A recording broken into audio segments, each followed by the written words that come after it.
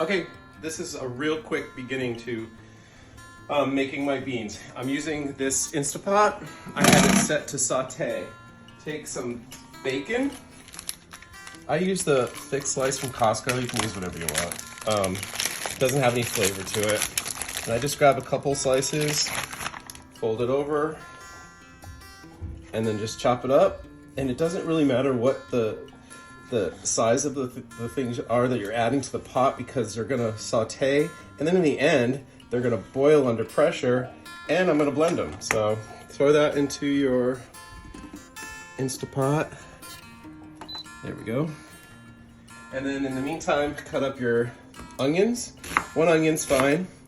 I use 4 garlic cloves, depending upon the size. If they're small, I use 5 or 6.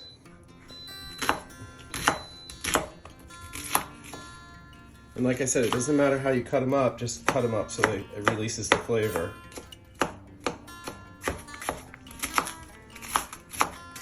And this goes on top of the bacon as it's sauteing. There we go. Whoops, a little core there. And then I'm gonna throw that in really quick.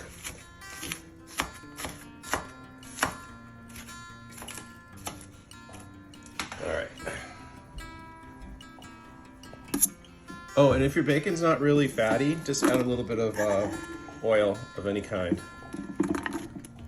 I usually use vegetable oil.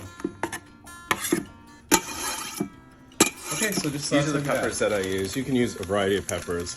These are Pasilla Dry and Monte Spices. California Dry or California Seco. Chile Morita. And lastly, I use these. I'm not sure if these are the Peruvian peppers. I'm not quite sure what these are. They're just small chilies, but these are the ones that pack the punch, so you only use a few of these. The other ones add a lot of flavor, and these in particular, the pasilla, are smoky. And there's also another pepper that you can get that's, it also comes in a can. It's called, what is that called next? Anyway, they sell the dry pepper version of it too, and that's really smoky. Okay, the bacon and the onions and garlic have been sauteing for a little bit now. You want to take a look? And I'm just gonna add probably about 2 tablespoons of kosher salt. You can always add more later, because remember, this is going to be full of water and beans, so you need a little bit more salt than it looks like we need.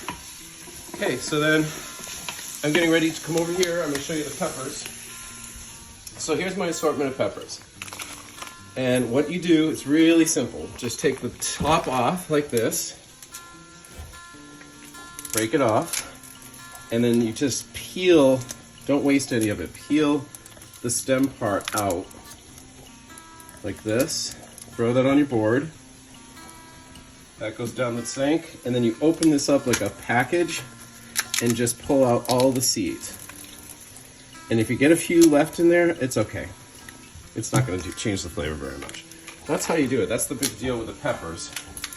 Same thing. Pull this off.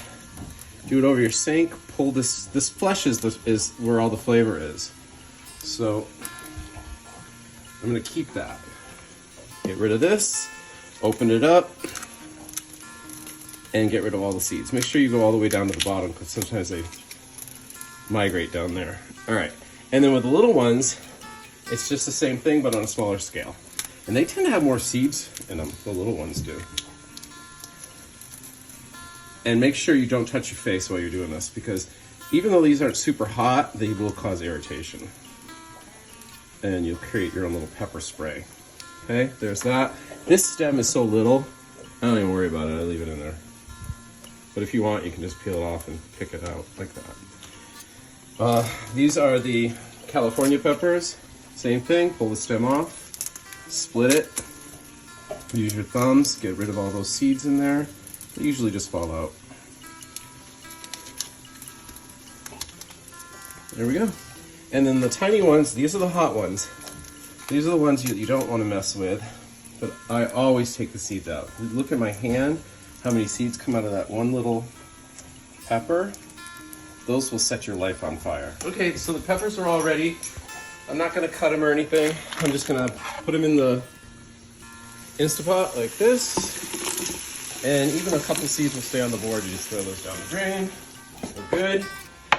And these are the beans we're gonna use. In Mexico, they call them blonde beans, but they're Peruvian. And what I'm gonna do is just stir this up a little bit with the peppers in it. There, perfect.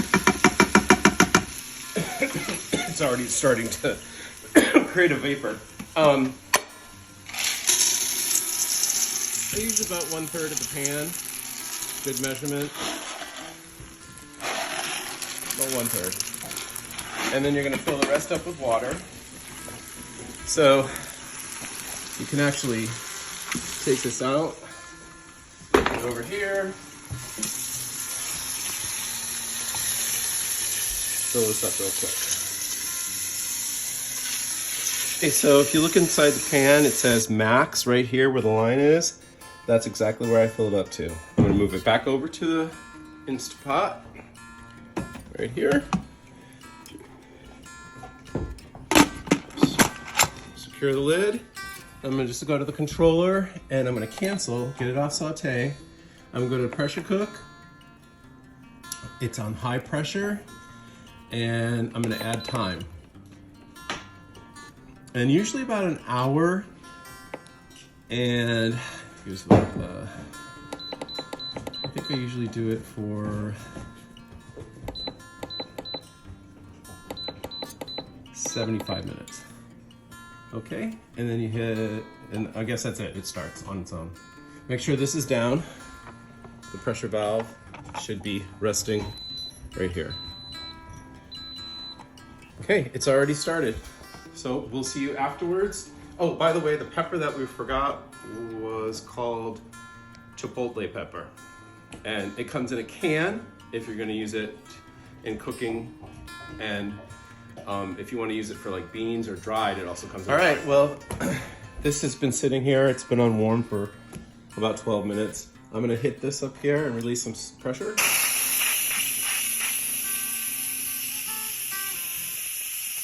Usually takes about a minute. And then I'm gonna check on them, see how they're doing. If they're not cooked enough, I'll just set it for another 20 minutes on high pressure. So once this little thing goes down, the locks disengage. Over here, I have boiled some tomatillos. They look like tomatoes. And they're going to be peeled and blended together. And then over here, I have the insides of the enchiladas boiling, and these peppers will go into the enchilada sauce as well. I use the same water just to save on energy and water. And then we got some cilantro and fresh tortillas that I'm going to dip in hot vegetable oil to soften them up so they can be rolled into enchiladas later. Okay, let's check these beans. Should be almost ready.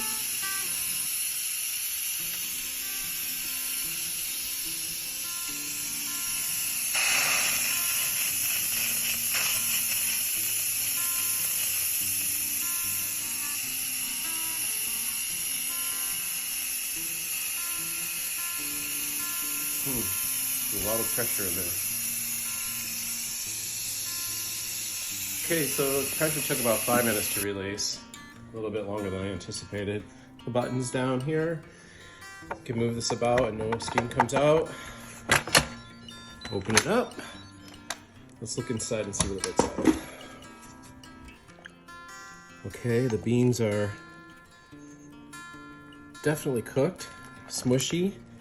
It's dark because of all the peppers we added. Smells fantastic. I'm just gonna try one of the beans just to make sure. You know what? I'm gonna put another 20 minutes on. They're a little bit harder than I like. So let's put the lid back on. Whoops.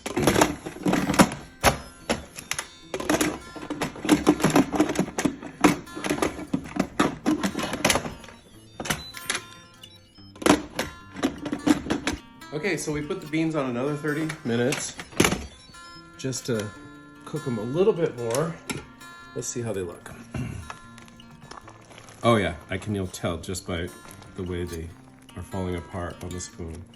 Now, normally what I do is let them cool down a little bit, then I take my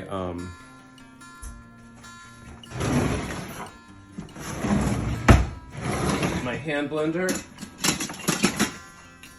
and that's how you make the refried. Just stick it in there, and but I was asked not to do that this time because we want to keep some whole. So I'll do it later. But I definitely have to blend it up because if that's where you get all the flavor. And if you look over here, we have chicken all shredded that I boiled in the same water that I boiled the tomatillos in. And this is the sauce, enchilada, homemade enchilada sauce. One, we just need to have garlic, right? No garlic? No garlic. Okay, and then over here, we still film? Over here, I made 20 tortillas that are very lightly fried, so you can roll them or just stuff them halfway like a taco, and that's another way of making enchiladas. Just so it doesn't break or they don't tear. That took me about 10 minutes. And then we have this leftover caldo from the boiling of the tomatillos and the chicken, and we're gonna use it to, well, we use some of it in the sauce, and we can add some to the beans, so never throw anything away. Anyway, that's it. Good luck.